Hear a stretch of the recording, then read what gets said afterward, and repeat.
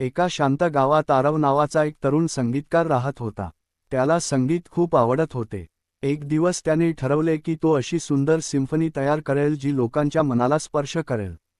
दररोज सकाळी आरव आपल्या पियानोजवळ बसून कागदावर संगीताच्या नोट्स लिहायचा. सुरुवातीला त्याचे संगीत खूप सुंदर वाटत होते आणि त्याला आपल्या कामाचा अभिमान वाटत होता.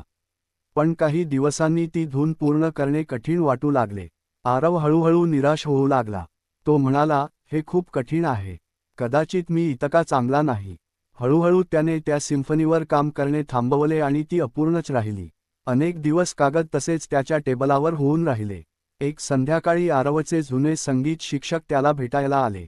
त्यांनी अपूर्ण नोट्स पाहिल्या आणि हसत म्हणाले, महान संगीत एका दिवसात तयार होत नाही. प्रत्येक उत्कृष्ट कलाकृतीसाठी संयम लागतो. शिक्षकांच्या शब्दांनी प्रेरित होऊन आरव पुन्हा पियानोजवळ बसला. दिवसेंदिवस तो संयमाने सराव करू लागला आणि प्रत्येक नोट सुधारू लागला. काही आठवड्यांनंतर त्याची सिम्फनी पूर्ण झाली. लोकांनी जेव्हा ती ऐकली तेव्हा ते तिच्या सौंदर्याने भारावून गेले. तेव्हा आरवला समजले की जर त्याने हार मानली असती तर जगाने त्याचे सुंदर संगीत कधीच ऐकले नसते. नैतिक, आपले काम कधीही अपूर्ण सोडू नका. संयम आणि चिकाटी यामुळेच यश मिळते.